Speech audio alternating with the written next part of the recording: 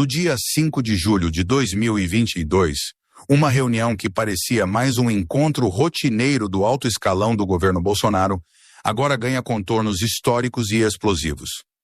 Goiás, News Notícias, sem mais delonga. Vamos para a notícia. A íntegra desse encontro, divulgado nesta sexta-feira, 9, pelo ministro Alexandre de Moraes, joga luz sobre os bastidores de uma possível tentativa de golpe de Estado no Brasil. A gravação envolve o ex-presidente Jair Bolsonaro e 27 de seus ministros, que discutem estratégias, narrativas e ações que hoje estão sob investigação da Polícia Federal, como parte do inquérito que apura a abolição violenta do Estado Democrático de Direito. O que era apenas rumor ou suposição agora ganha voz e rosto numa gravação oficial que pode ser peça-chave para o desfecho de um dos capítulos mais sensíveis da história recente do país. O conteúdo da reunião revela muito mais do que discursos inflamados. Ele mostra uma possível tentativa coordenada de deslegitimar as eleições, fragilizar instituições e manter o poder a qualquer custo. Durante a reunião, Bolsonaro adota uma postura direta e agressiva. Ele questiona a lisura do processo eleitoral, sem apresentar provas, repete desconfianças sobre as urnas eletrônicas e insinua que seria necessário agir contra decisões do Supremo Tribunal Federal. Em certos trechos, o ex-presidente pressiona seus ministros a assumirem compromissos mais duros com a causa, apontando o Exército como um possível aliado contra aquilo que chamou de interferências e ameaças à liberdade. O clima na sala, longe de ser técnico ou administrativo, era marcado por tons conspiratórios e alertas apocalípticos, como se o país estivesse prestes a ser tomado por um inimigo invisível. A cada nova fala, a reunião vai se moldando como uma engrenagem política complexa, onde cada ministro parece desempenhar um papel num plano que, até então, só circulava em bastidores ou grupos de apoiadores nas redes sociais. Com a divulgação do vídeo, as reações não demoraram a surgir. Parlamentares da oposição pedem novas prisões preventivas, enquanto aliados de Bolsonaro tentam minimizar o conteúdo, alegando liberdade de expressão e debate político legítimo. O Supremo Tribunal Federal, por meio do ministro Alexandre de Moraes, considera a gravação uma prova essencial para fundamentar os próximos passos da investigação, que agora pode alcançar não só Bolsonaro, mas também nomes estratégicos de seu governo. Movimentos sociais, juristas e especialistas em direito constitucional apontam que a reunião escancara a intenção deliberada de minar a democracia brasileira por dentro, usando a própria máquina pública como ferramenta de instabilidade. A repercussão internacional também começa a insurgir, com jornais estrangeiros classificando o episódio como um dos mais graves já registrados em democracias modernas da América Latina. A partir desta divulgação, o cenário político brasileiro entra numa nova fase de tensão. A possível responsabilização criminal do ex-presidente, combinada com a expectativa de novas delações e revelações, pode mudar o tabuleiro eleitoral de 2026 antes mesmo que ele comece. Nomes que participaram da reunião agora estão sob lupa, e a expectativa é de que depoimentos sejam convocados já nos próximos dias. A pergunta que paira no ar é: o Brasil esteve mais perto de um golpe do que se imaginava?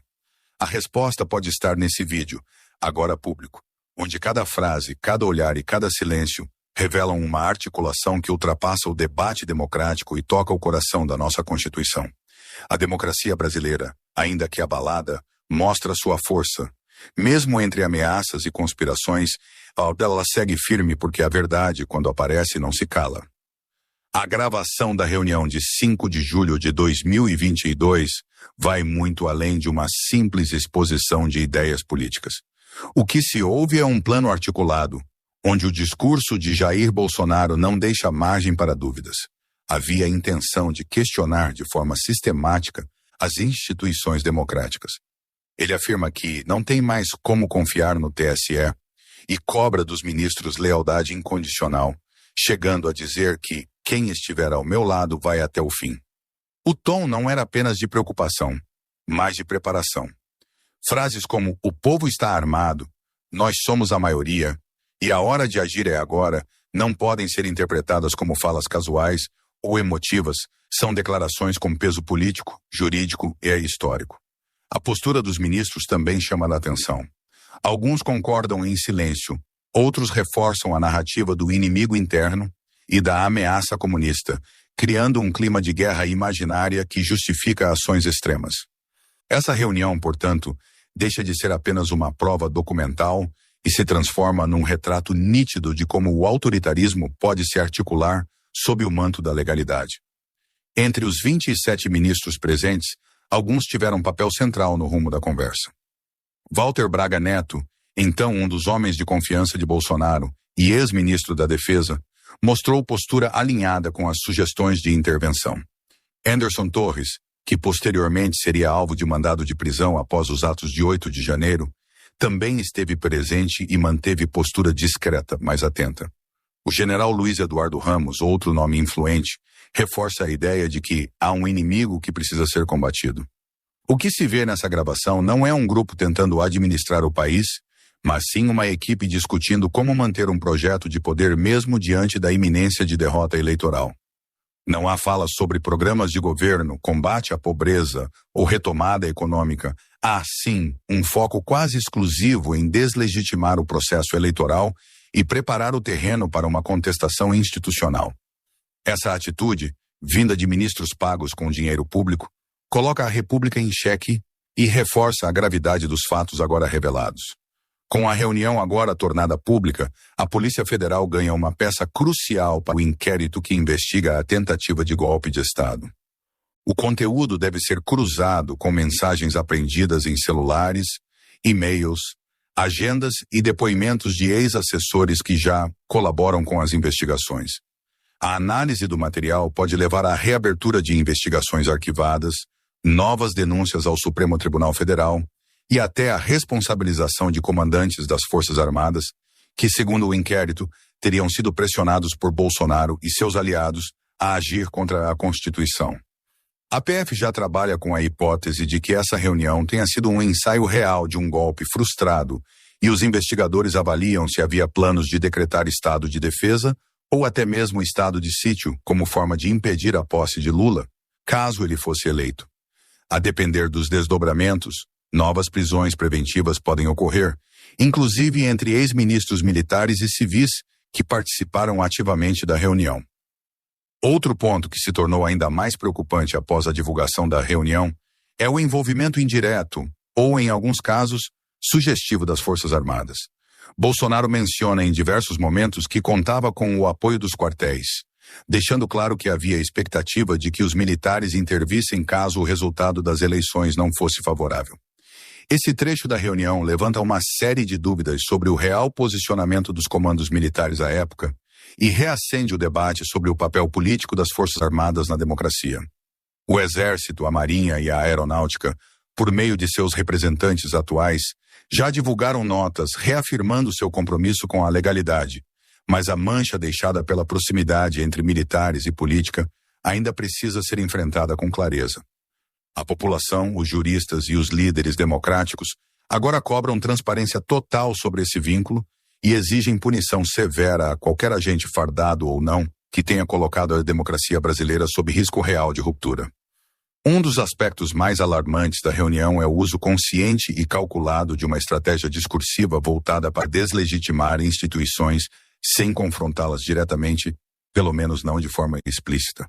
Bolsonaro e seus ministros falam em liberdade, resgate do Brasil, resistência e soberania popular.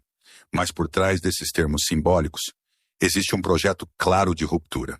As palavras são escolhidas para inflamar apoiadores, criar uma atmosfera de urgência e plantar a ideia de que qualquer resultado eleitoral desfavorável só poderia ser fruto de fraude.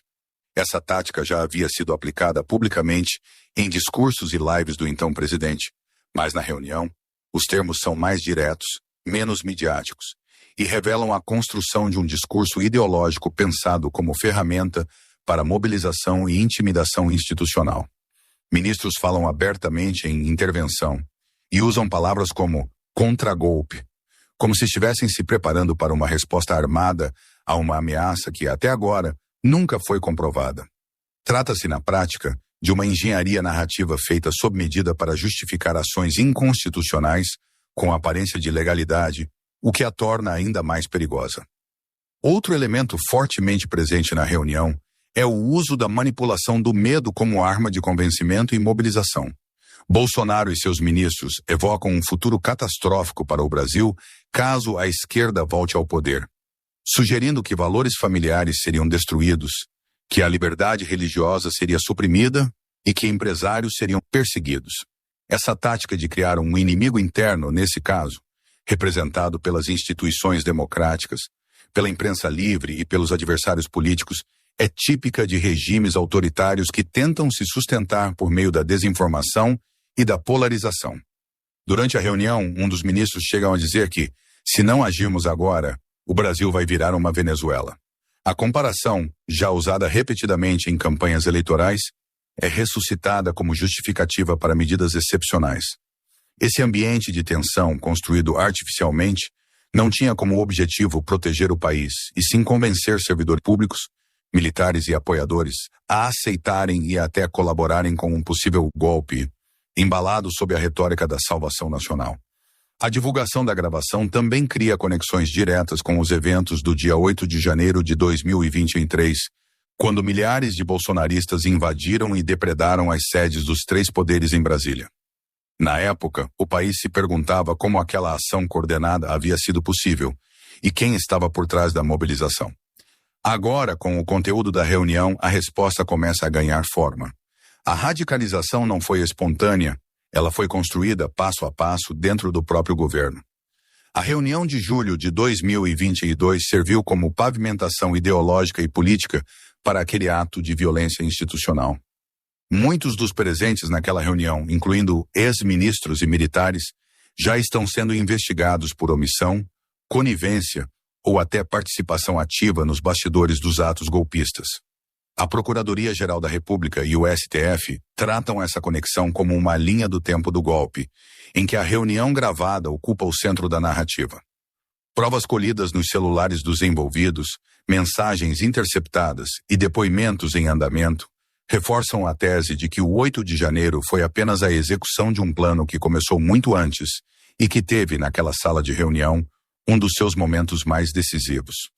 Com a gravidade das provas apresentadas, cresce também a pressão por punições que não se limitem ao campo penal.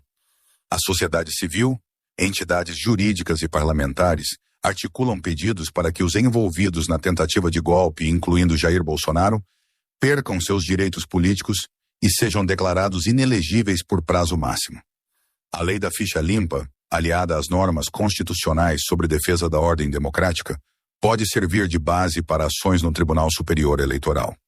Juristas argumentam que não é mais uma questão de discurso ou posicionamento ideológico, mas de tentativa concreta de ruptura institucional. A inelegibilidade de Bolsonaro, inclusive, já está sendo julgada em outros processos, e esse novo elemento pode pesar decisivamente nos resultados. A depender das decisões do Supremo Tribunal Federal e do Tribunal Superior Eleitoral, o ex-presidente e parte do seu núcleo duro podem ser impedidos de concorrer em qualquer cargo público pelas próximas eleições.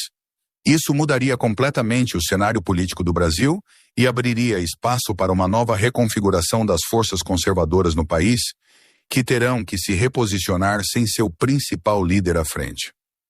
Um dos pontos mais obscuros que surgem paralelamente à reunião do dia 5 de julho de 2022 é a atuação da chamada ABIN Paralela, um núcleo clandestino de inteligência montado dentro do governo Bolsonaro, fora das estruturas legais da Agência Brasileira de Inteligência. Segundo as investigações em curso, esse grupo teria sido utilizado para monitorar adversários políticos, ministros do Supremo Tribunal Federal, jornalistas e até servidores públicos considerados desleais ao projeto bolsonarista. A partir da reunião revelada, surgem indícios de que parte das informações estratégicas discutidas entre os ministros pode ter se originado desse sistema de vigilância ilegal. Isso indica que o governo não apenas buscava formas de se manter no poder a qualquer custo, mas também operava um verdadeiro estado de exceção subterrâneo, onde o uso do aparato estatal para fins pessoais e políticos era não só tolerado, mas incentivado. A Polícia Federal e o Ministério Público já consideram a ABIN Paralela como uma peça-chave para entender a engrenagem montada por trás da tentativa de golpe inclusive com a participação de militares da ativa e da reserva, técnicos de TI e operadores políticos com acesso direto ao Palácio do Planalto. Após a divulgação da reunião, o silêncio de figuras estratégicas dentro do bolsonarismo chama a atenção. Muitos dos que participaram ativamente daquele encontro, como os generais Braga Neto, Augusto Heleno e Luiz Eduardo Ramos, têm evitado aparições públicas, entrevistas ou qualquer manifestação direta sobre o conteúdo revelado.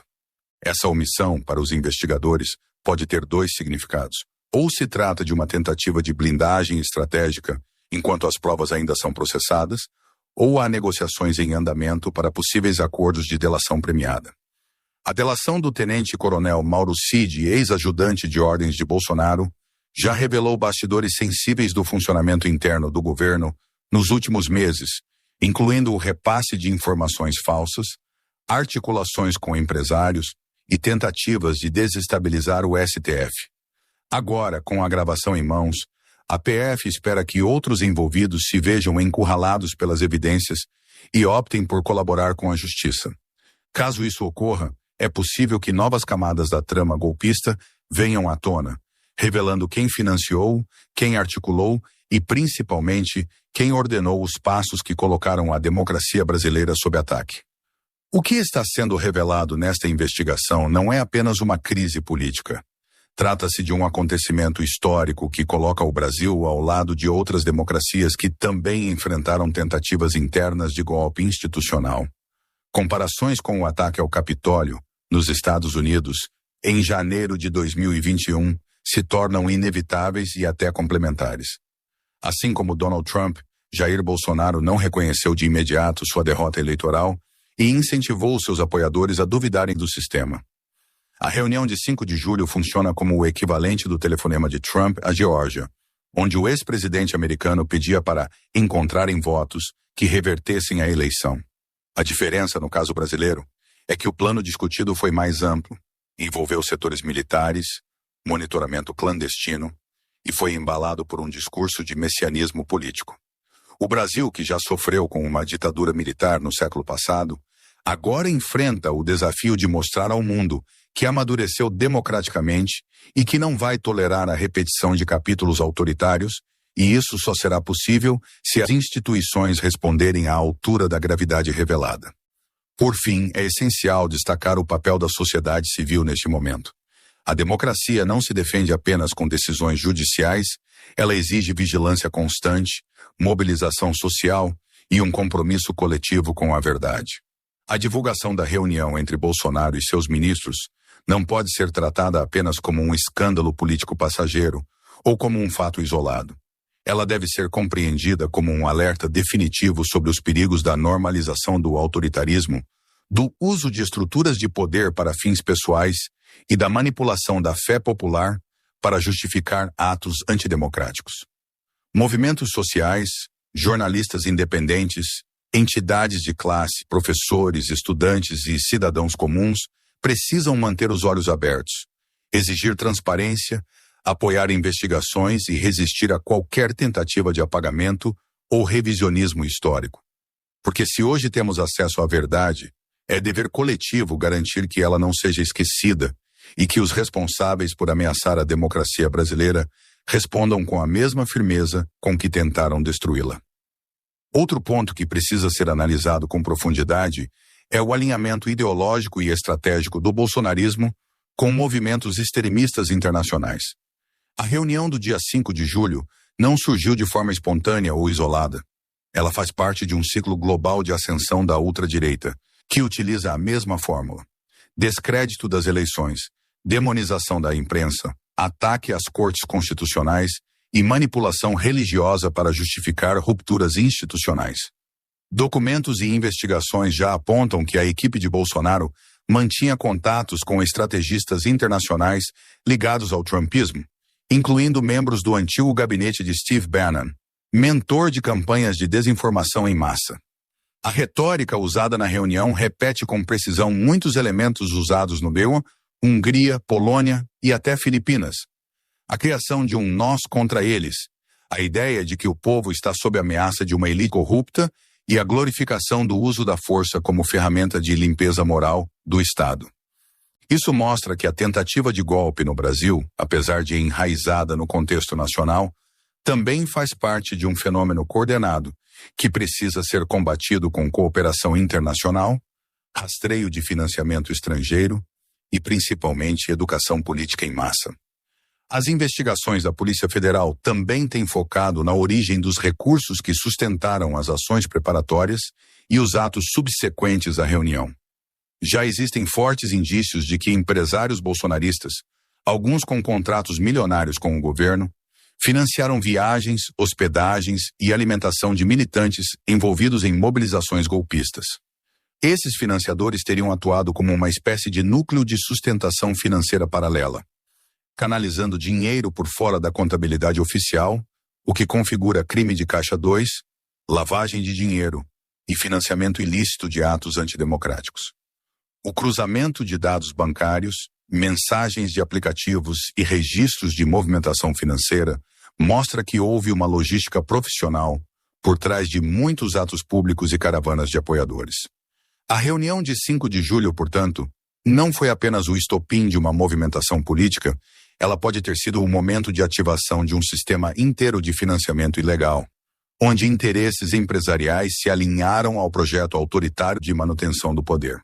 O desafio agora é rastrear todas essas conexões e responsabilizar não apenas quem discursou, mas também quem bancou a engrenagem golpista. Um ponto que não pode ser ignorado nesta análise profunda é o quanto essa tentativa de ruptura revelou as fragilidades institucionais do Brasil. Mesmo com todos os alertas, com as ameaças públicas de Bolsonaro, com os sinais cada vez mais claros de que havia uma operação golpista em construção, várias estruturas do Estado falharam em agir com rapidez e firmeza. A Procuradoria-Geral da República, durante a gestão de Augusto Aras, foi amplamente criticada por sua omissão, muitas vezes engavetando denúncias que hoje se mostram gravíssimas. Parte das Forças Armadas, ainda que oficialmente neutra, manteve silêncio diante de declarações perigosas vindas do alto escalão do governo.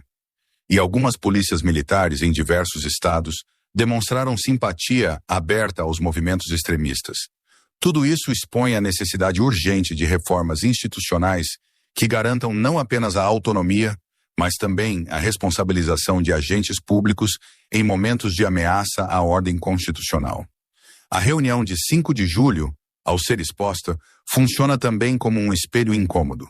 Ela mostra que a democracia brasileira resistiu, mas esteve por um fio e que esse fio só se manterá firme se for reforçado com transparência, fiscalização e comprometimento com a verdade. Talvez um dos efeitos mais duradouros da revelação dessa reunião seja o impacto geracional que ela causará. Jovens que cresceram sob a promessa de uma democracia sólida, agora se deparam com a realidade de que um golpe pode ser arquitetado dentro do próprio Palácio do Planalto. Isso muda a forma como essa geração vê a política, a história e a importância de estar vigilante. A reunião de 5 de julho de 2022 não pode cair no esquecimento. Ela precisa ser estudada nas escolas, debatida nas universidades, explorada nos meios de comunicação e compreendida como um alerta permanente. Assim como o Brasil carrega as marcas da ditadura de 1964, ele agora inicia o processo de cicatrização de uma nova tentativa autoritária. E essa cicatriz precisa servir como aprendizado para que nunca mais se permita que o poder seja usado contra o próprio povo. A democracia não é apenas uma estrutura institucional, ela é um valor construído todos os dias, em cada decisão coletiva. E quando ela é ameaçada de dentro, como mostrou essa reunião histórica, cabe ao povo, às instituições e à memória garantir que a história não se repita. Um aspecto que ganha ainda mais gravidade à medida que os detalhes da reunião de 5 de julho de 2022 são analisados é o papel de militares da ativa e da reserva, que estavam, direta ou indiretamente, inseridos no núcleo decisório do governo. Entre os 27 participantes do encontro, estavam generais com histórico de liderança no Exército e vínculos institucionais ainda ativos, alguns dos quais ocupavam cargos estratégicos no Palácio do Planalto e nos Ministérios da Defesa e da Casa Civil. O fato de esses militares terem participado ou, no mínimo, presenciado uma discussão sobre como enfrentar e desacreditar o sistema eleitoral brasileiro, sem qualquer manifestação de repúdio, levanta uma questão sensível. Até que ponto o alto comando das Forças Armadas sabia ou tolerava tais articulações? Embora oficialmente as forças declarem neutralidade e compromisso com a Constituição, os áudios e vídeos revelam omissão de figuras com poder de comando. A investigação, portanto, avança para verificar se houve conivência institucional ou se alguns setores estavam operando à margem, em articulações próprias, o que por si só já compromete profundamente a credibilidade das instituições militares no imaginário democrático do país.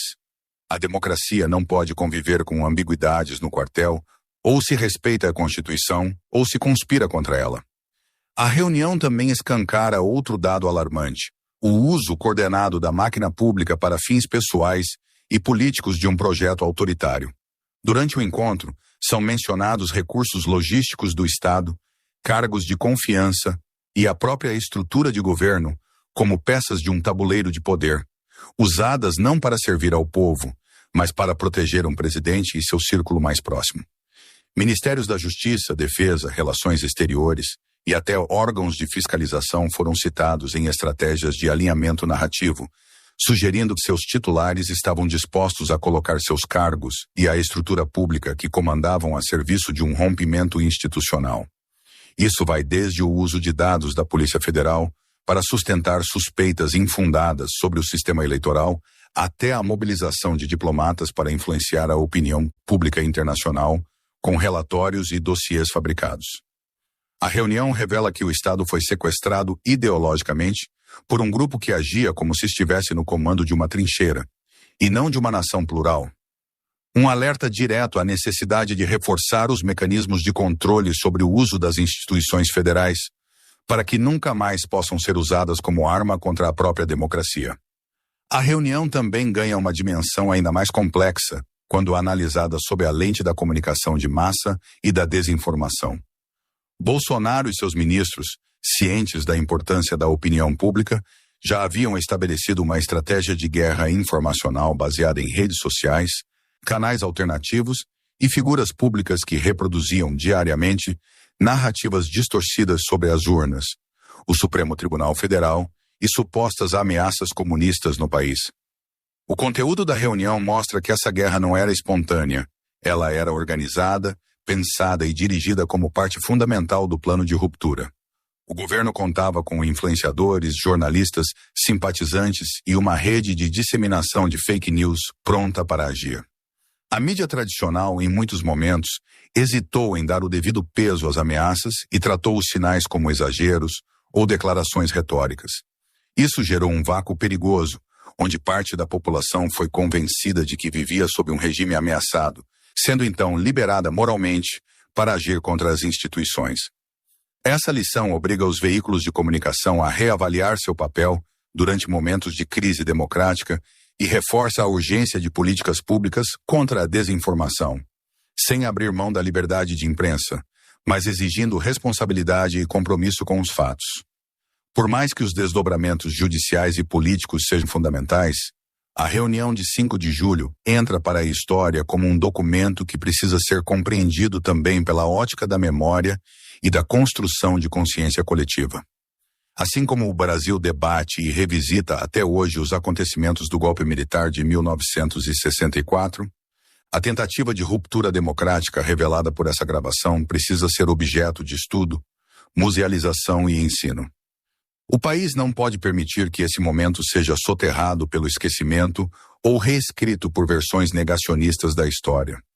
A sociedade tem o dever de transformar essa dor em prevenção, e isso se faz com arquivos públicos acessíveis, com comissões que documentem os fatos, com espaços de diálogo onde a verdade histórica possa ser protegida. A reunião não é apenas prova judicial, ela é símbolo do quanto a democracia é vulnerável quando líderes eleitos abandonam seus juramentos e colocam seus interesses acima da Constituição. É preciso garantir que futuras gerações conheçam essa história não como um boato, mas como um alerta real, para que nunca mais o Brasil precise escolher entre liberdade e autoritarismo. A gravação da reunião de 5 de julho de 2022 se transforma, neste momento, na peça mais contundente do processo que investiga Jair Bolsonaro por tentativa de golpe e abolição do Estado Democrático de Direito. Para os investigadores da Polícia Federal e para o ministro Alexandre de Moraes, o conteúdo do vídeo não é uma mera conversa informal. Entre membros do governo, é uma reunião de alto comando, onde se discutem abertamente estratégias para desacreditar as eleições e para agir contra os demais poderes da República. Juridicamente, isso pode configurar crimes graves, como incitação ao crime, tentativa de golpe de Estado, associação criminosa e até responsabilidade por atos preparatórios de insurreição civil. A Constituição de 1988 é clara. Qualquer tentativa de ruptura da ordem democrática é considerada crime inafiançável, imprescritível e sujeito a penas severas. A gravação se soma a outras provas que já foram anexadas ao inquérito, como mensagens de aliados, declarações públicas e documentos confidenciais. A expectativa agora é que, com esse material público, a Procuradoria-Geral da República finalmente aceite as denúncias pendentes e que o Supremo avance para uma eventual denúncia formal contra o ex-presidente, abrindo caminho para seu julgamento e possível condenação. O rastro deixado pela tentativa de golpe não se limita ao ex-presidente e seus aliados, ele atinge diretamente a confiança nas instituições brasileiras. O fato de que uma reunião como essa tenha acontecido dentro do coração do governo federal, em plena vigência da ordem constitucional, sem qualquer resistência interna imediata, causa uma fratura simbólica na percepção da sociedade sobre seus próprios guardiões democráticos. Muitos brasileiros, mesmo após a derrota de Bolsonaro nas urnas, continuam descrentes da justiça eleitoral, duvidam das decisões do STF e enxergam as forças de segurança como politizadas. Essa descrença é fruto direto da narrativa construída durante o governo e agora alimentada por vídeos como o da reunião de julho. O desafio, portanto, vai além das condenações individuais, é necessário reconstruir a relação entre povo e Estado. Isso passa por campanhas de educação cívica, reformas institucionais que aumentem a transparência e ações firmes que demonstrem que a lei vale para todos, independentemente de patente, cargo ou influência. A democracia brasileira sobreviveu, mas precisa se renovar, se proteger e se fortalecer, ou correrá o risco de, no futuro, ser novamente atacada com ainda mais força e planejamento. Outro ponto sensível revelado indiretamente com a gravação é o silêncio ou, em muitos casos, o apoio disfarçado de setores da elite econômica brasileira. Empresários peso, donos de grandes conglomerados industriais e representantes do agronegócio, mesmo sabendo das movimentações golpistas nos bastidores, optaram por manter apoio ao governo, ou, no mínimo, se calar publicamente. A aliança entre Bolsonaro e o capital conservador se manteve estável durante todo o seu mandato, mesmo diante de escândalos, ataques às instituições e ameaças explícitas à ordem democrática. Agora, com a exposição da reunião, fica claro que parte da elite estava disposta a tolerar uma ruptura institucional desde que seus interesses econômicos fossem mantidos. Esse dado é importante porque revela que o autoritarismo não se sustenta apenas com tanques ou fuzis, ele também se apoia no silêncio dos que lucram com o caos. O Brasil precisa urgentemente de um pacto republicano onde os setores produtivos assumam compromisso com os valores democráticos, rejeitem o flerte com soluções autoritárias e entendam que um país sem Estado de Direito é, também, um país sem segurança jurídica para o próprio capital. Se há um elemento que pode conter e reverter os avanços autoritários revelados pela reunião, esse elemento é a mobilização popular. Historicamente, sempre que regimes ou lideranças tentaram ultrapassar os limites constitucionais no Brasil, foi a sociedade civil organizada que resistiu nas ruas, nas universidades, nas redes, nas assembleias. O conteúdo da reunião de Bolsonaro com seus ministros é grave demais para ser tratado apenas no campo jurídico ou institucional. Ele precisa ser discutido nas escolas, nos movimentos sociais, nos coletivos de base e nas periferias, com linguagem acessível e envolvimento direto da população. Só a consciência popular pode impedir que narrativas golpistas voltem a se fortalecer. A luta pela democracia precisa sair dos gabinetes e ocupar as praças, os bairros, os sindicatos, as igrejas e os centros comunitários. Não se trata de fazer oposição partidária, mas de defender o direito básico de votar, opinar e viver num país onde o governo seja do povo, pelo povo e para o povo. A reunião de julho é o alerta. A resposta agora precisa vir das ruas. Porque onde a democracia é ameaçada, o povo tem o dever de defendê-la com todas as forças. Um documento que se tornou peça central nas investigações e que se conecta diretamente com a reunião de 5 de julho de 2022 é a chamada Minuta do Golpe, um esboço de decreto de estado de defesa, encontrado em posse de aliados de Jair Bolsonaro. O conteúdo da minuta previa uma intervenção direta no Tribunal Superior Eleitoral sob a justificativa de garantia da ordem pública e lisura eleitoral, algo totalmente fora dos limites constitucionais. A existência dessa minuta, até então tratada como evidência isolada, agora ganha novo peso com a gravação da reunião, pois nela são discutidas ideias e estratégias que dialogam diretamente com o conteúdo do documento. A partir do momento em que membros do governo citam abertamente a necessidade de agir contra o TSE e de mobilizar as Forças Armadas para defender a liberdade, o plano deixa de ser mera especulação jurídica e se aproxima perigosamente da prática. A reunião, portanto, é a ponte entre a teoria golpista redigida no papel e a ação política concreta, o que reforça a tese de que houve organização criminosa para tentar subverter a ordem democrática. O Ministério Público agora une os pontos, fala-se de golpe, escreve-se um golpe, articula-se o golpe. E a gravação revela quem estava na mesa quando isso tudo foi discutido com voz ativa. Outro eixo pouco explorado, mas fundamental, é o papel do Gabinete de Segurança Institucional, GSI, durante o período em que esses planos golpistas foram gestados. O GSI, comandado pelo general Augusto Heleno, tinha como missão proteger a presidência e garantir a estabilidade institucional. Mas, segundo a linha de investigação da Polícia Federal, pode ter funcionado como um escudo protetor para os interesses de Bolsonaro, inclusive na blindagem de informações sensíveis e na suposta omissão frente a ameaças à ordem democrática. O silêncio do GSI diante dos atos de 8 de janeiro, sua inação quando manifestantes já estavam aglomerados nas portas dos quartéis e a ausência de alertas públicos sobre riscos institucionais levantam suspeitas de que o órgão tenha agido seletivamente para proteger o entorno bolsonarista. Relatórios de inteligência não divulgados, informações que foram supostamente engavetadas e a presença de militares do GSI na reunião de julho reforçam a ideia de que parte da estrutura do governo estava mobilizada não para garantir a estabilidade da República, mas para proteger um projeto de poder que já flertava abertamente com a ilegalidade. Esse capítulo ainda está sendo desvendado, mas cada nova prova aproxima o GSI da trama que pretendia inverter a lógica democrática usando os próprios pilares do Estado. Dentro da reunião de 5 de julho e nas articulações paralelas ao núcleo político de Bolsonaro, um elemento que se destaca é a constante referência à religião como justificativa para ações políticas.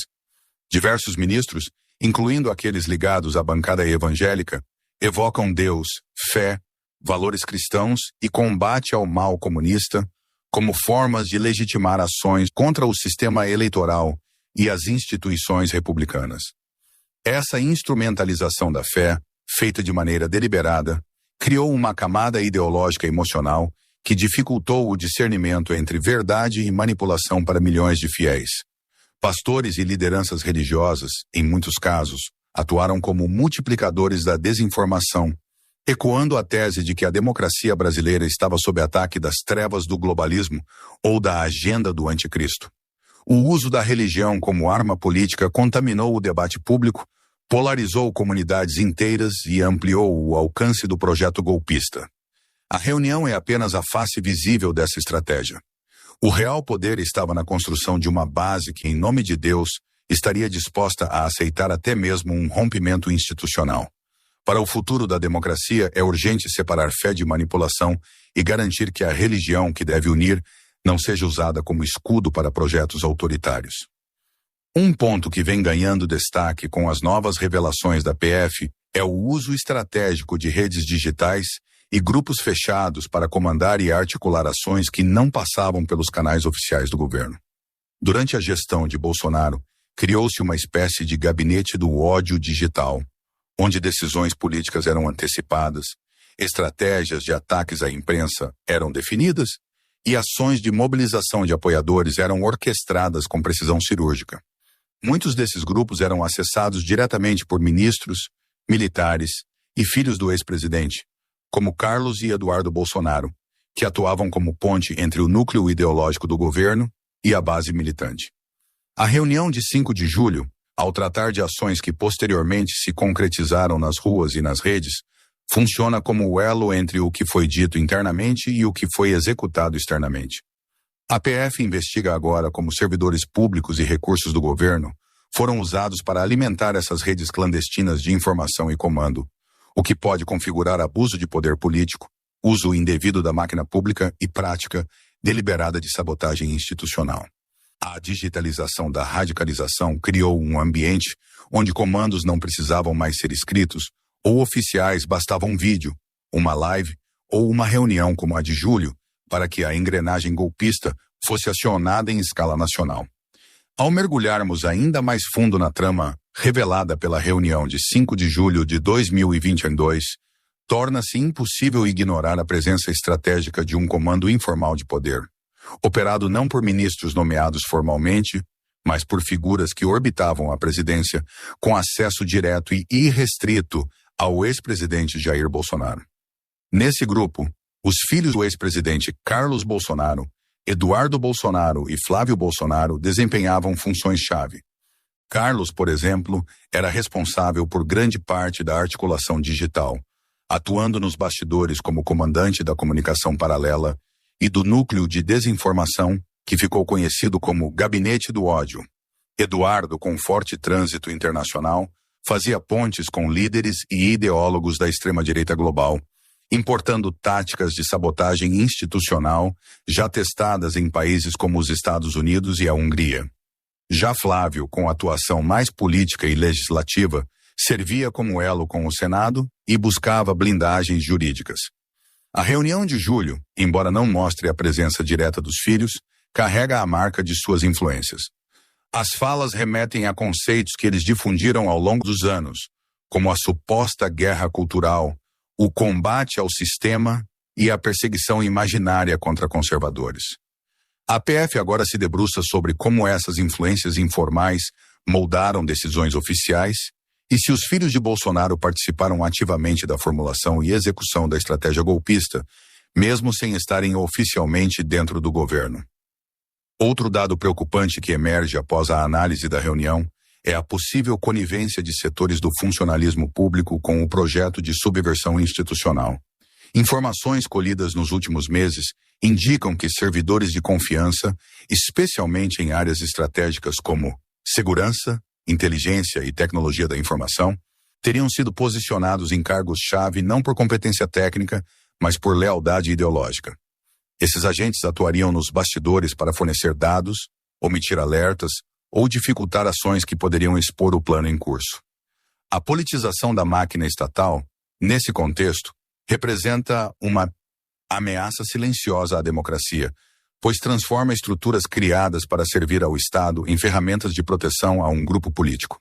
A gravação da reunião mostra claramente que havia uma preocupação em blindar determinadas pastas e manter o controle sobre áreas críticas como a Polícia Federal, o COAF e a Receita Federal. Esses setores, se capturados ideologicamente, tornam-se instrumentos de coerção contra opositores e de cobertura para atos ilegais. O desafio agora é identificar todos os níveis dessa infiltração, afastar os envolvidos e criar mecanismos permanentes de proteção institucional contra a partidarização da administração pública, sob pena de ver a democracia brasileira ruir por dentro, de forma lenta e invisível. Durante a reunião de 5 de julho, um dos alvos constantes foi o Supremo Tribunal Federal. Várias falas demonstram uma tentativa de construir uma narrativa de que o STF estaria usurpando poderes, ameaçando a liberdade e impedindo o governo de governar. Essa retórica, usada repetidamente nos discursos públicos de Bolsonaro, Não era improvisada. Ela fazia parte de uma estratégia calculada de desconstrução da imagem do judiciário perante a população. O objetivo era, claro, enfraquecer a legitimidade das decisões judiciais e preparar o terreno para que, caso uma ordem legal contrariasse os interesses do governo, essa decisão fosse desobedecida ou ignorada com o apoio popular. Essa tática segue um padrão já observado em regimes autoritários ao redor do mundo. Minar a credibilidade do judiciário, transformar juízes em inimigos e, em seguida, justificar intervenções com base na defesa da liberdade. O ministro Alexandre de Moraes, por sua postura firme diante dessas ameaças, tornou-se o principal alvo da ira bolsonarista. A gravação da reunião comprova que o ataque ao STF não era um desabafo pontual, mas parte de um plano contínuo, articulado e com intenções claras de deslegitimar o principal guardião da Constituição. Agora, com provas em mãos, o judiciário tem a chance de reagir não apenas com sentenças, mas com um reposicionamento institucional que reafirme, de forma inegociável, sua função como pilar do Estado de Direito. Diante da gravidade dos fatos revelados, cresce no Congresso Nacional e na sociedade civil a proposta de se criar uma comissão da verdade especificamente voltada para investigar e documentar a tentativa de golpe de Estado gestada entre 2021 e 2023. Assim como ocorreu após a ditadura militar, quando uma comissão foi criada para levantar violações de direitos humanos, esta nova iniciativa teria como objetivo reunir documentos, depoimentos, relatórios e arquivos audiovisuais que mostrem com precisão como o plano foi concebido, quem participou e quais instituições falharam ou se omitiram. A reunião de julho seria o ponto de partida dessa narrativa oficial. A criação dessa comissão não é uma medida simbólica. Ela representa o compromisso do país em não repetir os mesmos erros, em tratar a tentativa de ruptura com a seriedade devida e em garantir que nenhum agente público envolvido escape da responsabilização. Uma comissão com poderes de investigação, apoio técnico, transparência e acesso aos documentos sigilosos pode ser a ferramenta necessária para transformar um escândalo político em um marco de renovação democrática. Porque enquanto os fatos forem abafados, manipulados ou relativizados, o solo continuará fértil para novas ameaças e o golpe, mesmo fracassado, continuará rondando os corredores do poder. Entre os temas centrais discutidos na reunião de 5 de julho de 2022, talvez nenhum tenha sido tratado com tanto empenho quanto os ataques ao sistema eleitoral brasileiro, com foco específico na tentativa de desmoralizar as urnas eletrônicas. Naquela reunião, ministros e aliados próximos de Bolsonaro propõem, de forma direta, narrativas que colocam em xeque a lisura do processo eleitoral, mesmo sem apresentarem qualquer prova concreta de fraudes. A tática era clara: alimentar a dúvida no imaginário coletivo para, em caso de derrota nas urnas, justificar reações antidemocráticas sob a bandeira da desconfiança popular. Não foi à toa que, nos meses seguintes à reunião, o governo usou a estrutura pública, inclusive o Ministério da Defesa, para pressionar o TSE com questionamentos técnicos e tentativas de interferência no código-fonte das urnas. Informações reveladas pela Polícia Federal mostram que houve uma operação orquestrada de sabotagem da confiança popular, com distribuição de fake news, uso de órgãos oficiais para propagar suspeitas infundadas e envio de mensagens alarmistas através das redes bolsonaristas. A intenção não era melhorar o processo eleitoral, mas sim contaminá-lo emocionalmente, a ponto de parte da população não aceitar qualquer resultado que não fosse a vitória de Bolsonaro. Esse tipo de ação, embora não tenha impedido as eleições, abriu espaço para o caos que explodiu no 8 de janeiro de 2023, resultado direto da deslegitimação contínua da justiça eleitoral. O conteúdo da reunião também escancara como o discurso autoritário foi gradualmente normalizado dentro das estruturas do poder. O que antes seria inaceitável de ser dito publicamente por qualquer servidor do alto escalão, como questionar a validade de eleições, cogitar intervenção militar ou sugerir a prisão de ministros do STF, passou a ser tratado com naturalidade naquela sala. Isso revela um fenômeno ainda mais perigoso do que o golpismo declarado: a erosão progressiva da democracia pelo cotidiano. A partir do momento em que figuras públicas se acostumam a tratar ações inconstitucionais como alternativas políticas, o sistema começa a se degradar por dentro, de maneira silenciosa. Esse processo é acompanhado de uma retórica que suaviza a ilegalidade. Ao invés de dizer golpe, falam em reação institucional. Ao invés de ruptura da ordem democrática, usam expressões como restabelecimento do poder popular. Essa linguagem anestesia a sociedade, tornando o autoritarismo palatável, quase aceitável. É por isso que a revelação da reunião não pode ser lida apenas como um evento isolado. Ela é o retrato de como o governo Bolsonaro permitiu que ideias antidemocráticas se tornassem rotina no debate interno, criando uma cultura institucional onde a Constituição era tratada como obstáculo e não como pilar da nação. As consequências da reunião também ultrapassam as fronteiras brasileiras. A comunidade internacional, especialmente as democracias consolidadas da Europa e América do Norte, acompanhou com preocupação o avanço das tensões institucionais no Brasil durante o governo Bolsonaro. Agora, com a gravação tornada pública, em que se ouvem ministros sugerindo desobediência às regras democráticas, o país passa a enfrentar um abalo profundo em sua imagem externa. Organizações de direitos humanos, observadores internacionais e governos aliados manifestaram repúdio ao conteúdo e reforçaram a importância de responsabilizar os envolvidos. O Brasil, que já havia conquistado prestígio como uma das maiores democracias do Hemisfério Sul, se vê agora diante de uma reconstrução de sua reputação. Isso afeta diretamente acordos internacionais, investimentos estrangeiros e sua voz em fóruns multilaterais. Ninguém investe, negocia ou confia plenamente em uma nação onde ministros planejam sabotar eleições às escondidas. Portanto, a responsabilização dos envolvidos não é apenas uma questão de justiça interna, mas de restabelecimento da confiança global no compromisso do Brasil com o Estado de Direito. O país precisa mostrar, de forma firme e inequívoca, que respeita as urnas, valoriza suas instituições e não compactua com aventuras autoritárias.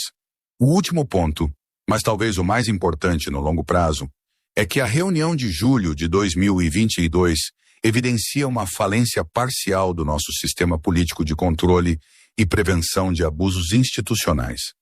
O que se viu nos últimos anos foi um modelo que permite que líderes eleitos usem o poder para enfraquecer os próprios freios e contrapesos da democracia.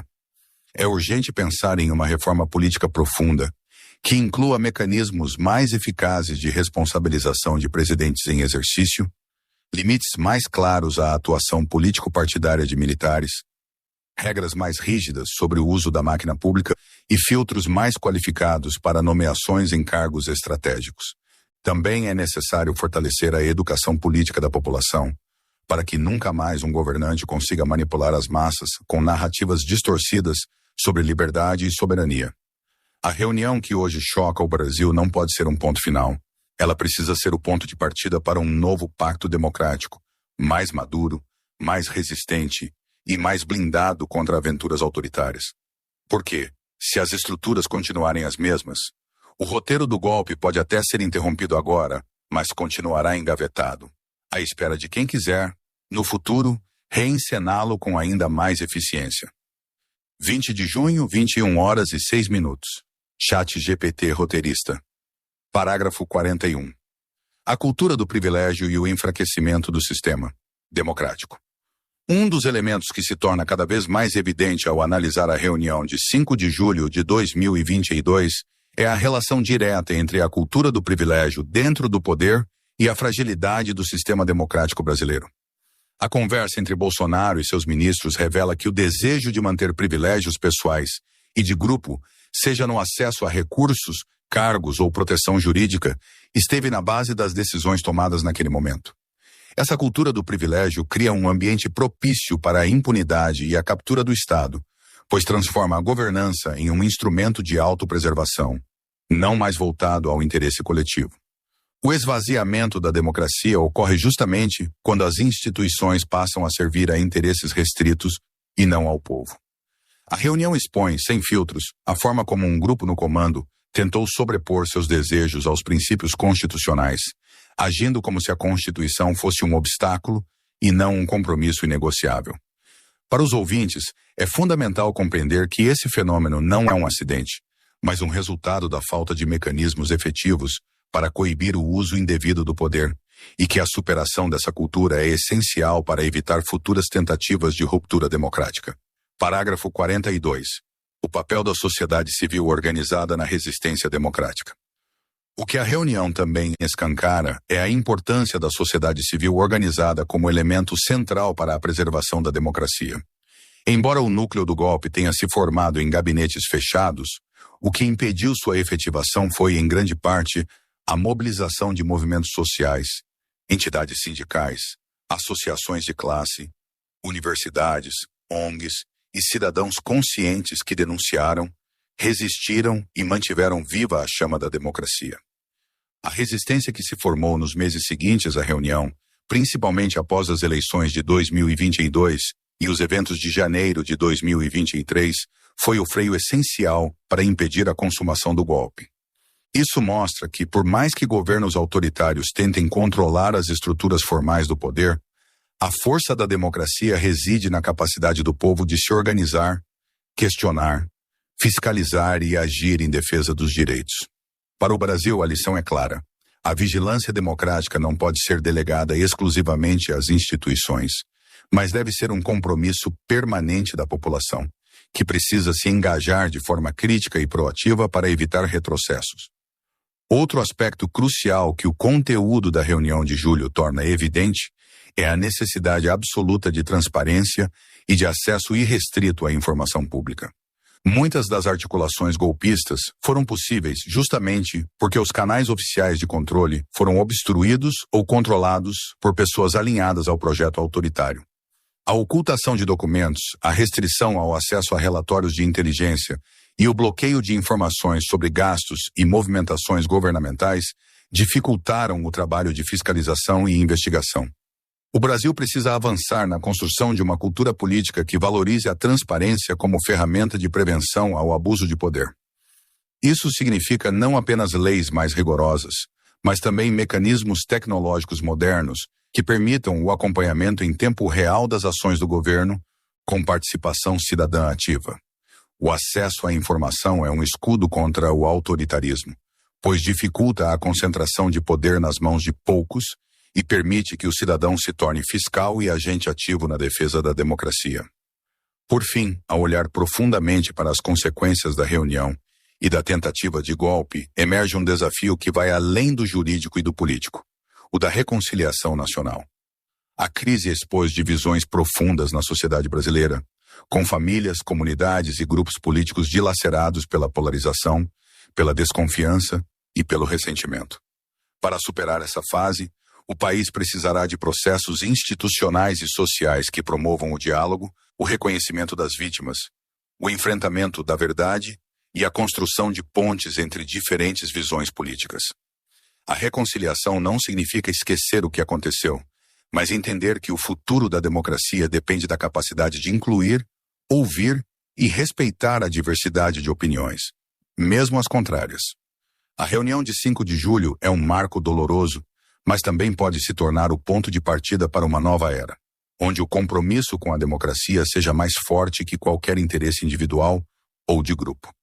Os ouvintes precisam entender que essa reconstrução é um processo coletivo, que requer coragem, honestidade e o compromisso diário de preservar o Estado democrático de direito. A reunião de 5 de julho de 2022 não apenas expôs intenções golpistas, mas também revelou a criação de um ambiente propício à radicalização política no Brasil. A dinâmica ali observada entre discursos inflamados, estratégias de confronto e a busca pela deslegitimação dos poderes institucionais atuou como catalisador para polarizações extremas na sociedade. Essa radicalização foi alimentada pelo discurso oficial, que fragmentou a população entre nós e eles, alimentando a desconfiança generalizada e o sentimento de que o sistema político estava corrompido ou dominado por inimigos internos. Essa narrativa, repetida e reforçada na reunião, contribuiu para a mobilização de grupos radicais, que passaram a acreditar que medidas extraordinárias, inclusive ilegais, seriam justificadas para salvar a pátria. Para os ouvintes, fica claro que a radicalização política é um terreno fértil para ataques às instituições democráticas e que sua origem muitas vezes está no topo do poder, na forma como líderes escolhem construir suas mensagens. Esse ciclo precisa ser interrompido com responsabilidade, educação política e diálogo aberto para que a democracia não seja vítima das próprias tensões internas. Um dos elementos mais sensíveis que emerge da reunião é o esforço para manipular as Forças Armadas como instrumento político. Bolsonaro e seus ministros trataram as forças como aliadas para garantir a permanência no poder, tentando envolvê-las em planos que, se executados, configurariam uma ruptura constitucional. A participação de generais na reunião e a presença de interlocutores militares reforçam o entendimento de que parte do alto comando foi pressionada para aderir a um projeto que fugia das normas legais. Essa tentativa de cooptar os militares abre um precedente extremamente perigoso para o país, pois resgata memórias de períodos autoritários e intervencionistas.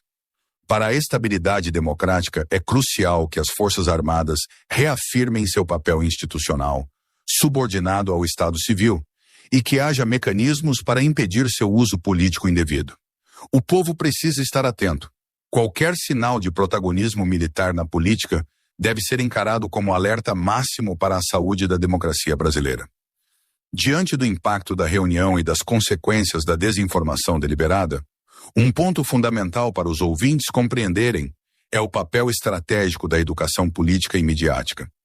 A radicalização, o discurso autoritário e o enfraquecimento das instituições só avançaram porque uma parcela significativa da população foi alvo de narrativas falsas, manipulações emocionais e informações distorcidas. É urgente investir em políticas públicas que promovam a alfabetização midiática, que capacitem o cidadão a reconhecer notícias falsas e a interpretar com senso crítico as informações recebidas. A educação para a democracia deve começar nas escolas, com conteúdos que expliquem o funcionamento do Estado, a importância da Constituição e os perigos da intolerância política. Sem esse investimento, o país corre o risco de repetir ciclos autoritários, pois o antídoto mais eficaz contra o golpismo é uma população informada, crítica e engajada. A reunião exposta pelo ministro Alexandre de Moraes reforça que a batalha pela democracia também é uma batalha cultural, travada no campo das ideias e da informação. Apesar da gravidade das revelações, a reunião de 5 de julho pode servir como um marco para a renovação da esperança democrática no Brasil. A exposição pública do plano golpista e a resposta das instituições mostram que, embora ameaçada, a democracia brasileira tem força para resistir. Para os ouvintes, a lição principal é que a defesa da democracia não é responsabilidade exclusiva dos políticos ou juízes, mas de cada cidadão.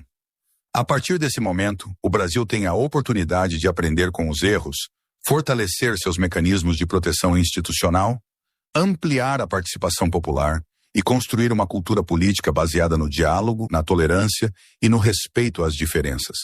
Essa jornada não será fácil, mas a própria existência da gravação e o empenho das investigações revelam que a verdade, mesmo que tardia, pode ser a base para um país mais justo, democrático e unido. A luta pela democracia continua, e cada brasileiro tem um papel fundamental nessa batalha pela liberdade e pelo Estado de Direito. A reunião de 5 de julho de 2022 não apenas expôs intenções golpistas, mas também revelou a criação de um ambiente propício à radicalização política no Brasil. A dinâmica ali observada entre discursos inflamados, estratégias de confronto e a busca pela deslegitimação dos poderes institucionais atuou como catalisador para polarizações extremas na sociedade. Essa radicalização foi alimentada pelo discurso oficial, que fragmentou a população entre nós e eles, alimentando a desconfiança generalizada e o sentimento de que o sistema político estava corrompido ou dominado por inimigos internos. Essa narrativa, repetida e reforçada na reunião, contribuiu para a mobilização de grupos radicais, que passaram a acreditar que medidas extraordinárias, inclusive ilegais, seriam justificadas para salvar a pátria. Para os ouvintes, fica claro que a radicalização política é um terreno fértil para ataques às instituições democráticas e que sua origem muitas vezes está no topo do poder, na forma como líderes escolhem construir suas mensagens. Esse ciclo precisa ser interrompido com responsabilidade, educação política e diálogo aberto para que a democracia não seja vítima das próprias tensões internas. Para algum de vocês, seguidores do canal, que têm interesse de fazer algumas compras online, nós temos 4 lojas parceiras. Uma delas se chama Magalu Jorge Rafaela, loja americana.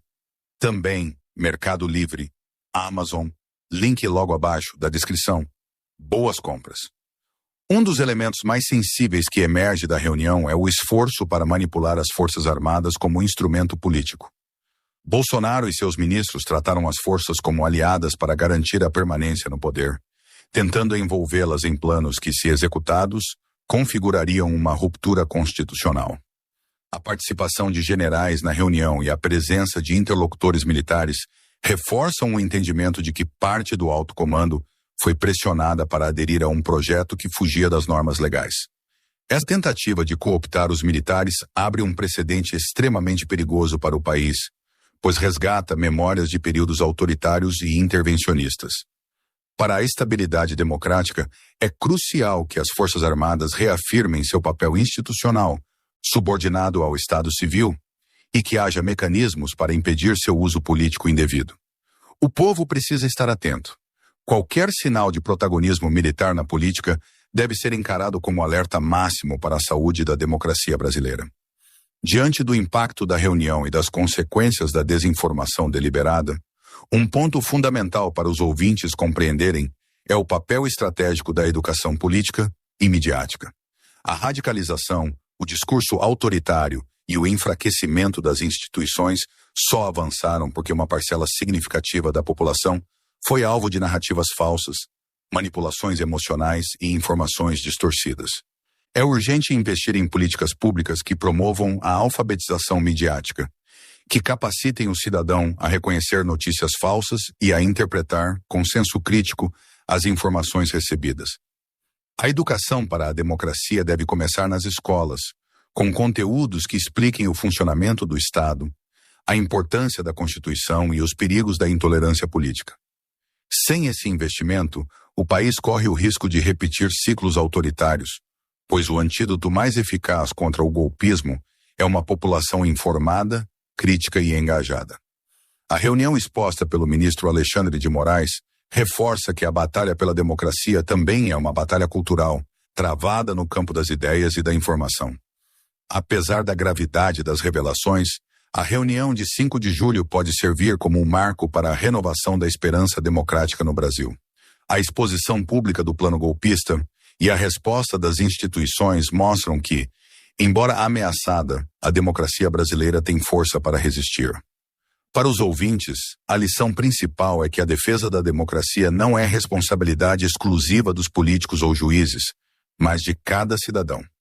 A partir desse momento, o Brasil tem a oportunidade de aprender com os erros, fortalecer seus mecanismos de proteção institucional, ampliar a participação popular e construir uma cultura política baseada no diálogo, na tolerância e no respeito às diferenças. Essa jornada não será fácil, mas a própria existência da gravação e o empenho das investigações revelam que a verdade, mesmo que tardia, pode ser a base para um país mais justo, democrático e unido. A luta pela democracia continua, e cada brasileiro tem um papel fundamental nessa batalha pela liberdade e pelo Estado de Direito. Um dos maiores perigos revelados pela reunião de 5 de julho de 2022 é a possibilidade da banalização da impunidade, que pode minar a confiança da população no sistema de justiça e abrir caminho para novas tentativas de ruptura democrática. O conteúdo da gravação deixa claro que se tratava de um plano articulado, com participação direta de agentes do mais alto escalão, para subverter a ordem constitucional. Se esses atos não forem investigados e julgados com rigor, cria-se a percepção de que o poder está acima da lei, que crimes contra a democracia não têm consequências e que o Estado pode ser manipulado por grupos com interesses particulares. Para os ouvintes, fica o alerta de que a justiça não é apenas um processo burocrático, mas um pilar fundamental para a manutenção da paz social e da estabilidade política. A responsabilização exemplar dos envolvidos não serve apenas para punir, mas para prevenir, para enviar uma mensagem clara de que nenhum ataque ao Estado democrático de direito será tolerado. A sobrevivência da democracia depende da capacidade do país de fazer cumprir a lei de forma justa e transparente. Outro aspecto que a reunião exposta evidencia é como a tentativa de golpe de Estado se insere num contexto mais amplo de crises políticas, econômicas e sociais que o Brasil enfrentava. O descontentamento popular com a gestão pública, a crise sanitária da pandemia, a desigualdade social crescente e a polarização extrema foram elementos que facilitaram a narrativa golpista ao criar um terreno fértil para o discurso do fim da ordem. Os ministros presentes demonstravam consciência de que o desgaste institucional e as dificuldades econômicas poderiam ser explorados para justificar medidas autoritárias sob a justificativa de salvar a nação. Para os ouvintes, isso é um lembrete de que a estabilidade democrática não depende apenas da boa vontade dos governantes, mas também da capacidade do Estado de promover justiça social, reduzir desigualdades e garantir direitos básicos. Sem isso, o terreno fica aberto para que líderes populistas usem crises legítimas como pretexto para concentrar poder e atacar as instituições. O combate à desigualdade e à exclusão é, portanto, também uma defesa da democracia. A reunião também revela a insuficiência da atuação do Legislativo em exercer plenamente suas funções de fiscalização e controle durante o período. Apesar de os ministros discutirem planos que claramente violavam a Constituição, faltou uma reação firme por parte do Congresso Nacional para investigar, denunciar e barrar esses movimentos. Essa lacuna contribuiu para que a estratégia golpista ganhasse fôlego e se tornasse mais organizada. O Legislativo precisa entender que seu papel vai muito além da aprovação de leis e da gestão política. É fundamental que se torne um verdadeiro guardião da Constituição, atuando com independência, transparência e coragem diante de ameaças ao Estado de Direito. Para os ouvintes, é um chamado à atenção para a importância de eleger representantes comprometidos com a democracia e a participação ativa da população no acompanhamento da atuação parlamentar. Sem um Congresso forte e vigilante, o equilíbrio entre os poderes fica ameaçado, facilitando o surgimento de projetos autoritários que colocam em risco toda a estrutura democrática do país. Um dos maiores perigos revelados pela reunião de 5 de julho de 2022 é a possibilidade da banalização da impunidade, que pode minar a confiança da população no sistema de justiça e abrir caminho para novas tentativas de ruptura democrática. O conteúdo da gravação deixa claro que se tratava de um plano articulado, com participação direta de agentes do mais alto escalão para subverter a ordem constitucional. Se esses atos não forem investigados e julgados com rigor, cria-se a percepção de que o poder está acima da lei, que crimes contra a democracia não têm consequências e que o Estado pode ser manipulado por grupos com interesses particulares. Para os ouvintes, fica o alerta de que a justiça não é apenas um processo burocrático, mas um pilar fundamental para a manutenção da paz social e da estabilidade política. A responsabilização exemplar dos envolvidos não serve apenas para punir, mas para prevenir, para enviar uma mensagem clara de que nenhum ataque ao Estado democrático de direito será tolerado. A sobrevivência da democracia depende da capacidade do país de fazer cumprir a lei de forma justa e transparente. Outro aspecto que a reunião exposta evidencia é como a tentativa de golpe de Estado se insere num contexto mais amplo de crises políticas, econômicas e sociais que o Brasil enfrentava.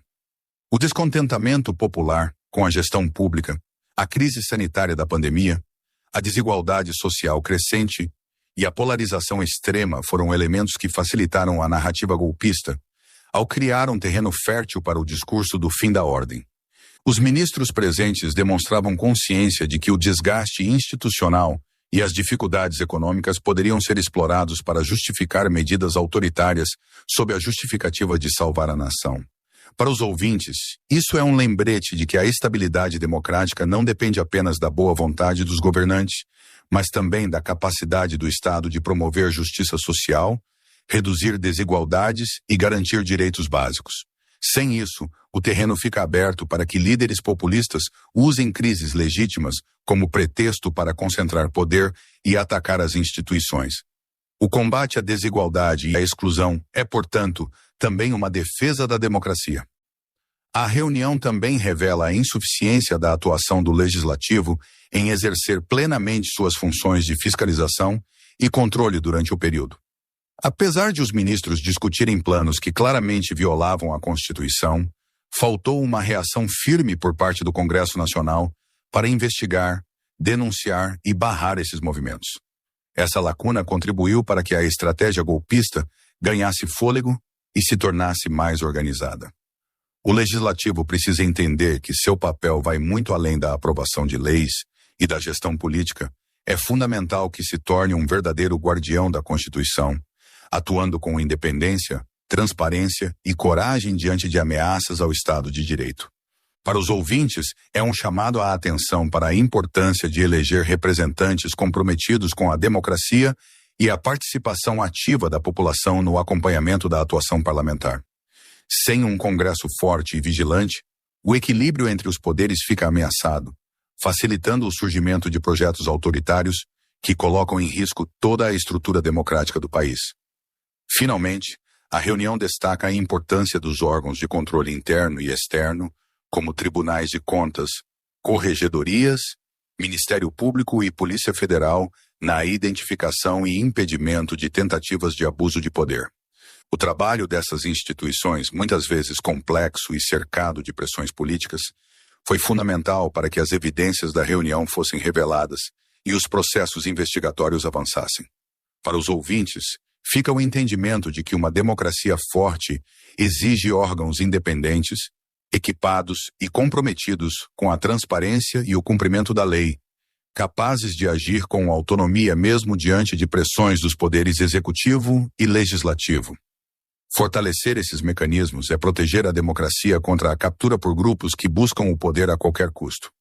A reunião de 5 de julho é um alerta sobre o que pode acontecer quando esses órgãos são enfraquecidos ou ignorados e reforça a urgência de mantê-los sempre ativos, independentes e atuantes como pilares do Estado Democrático de Direito. A análise profunda da reunião de 5 de julho de 2022, juntamente com as investigações que a cercam, revela a urgência de o Brasil construir um novo pacto democrático, baseado na transparência, responsabilidade e respeito irrestrito à Constituição.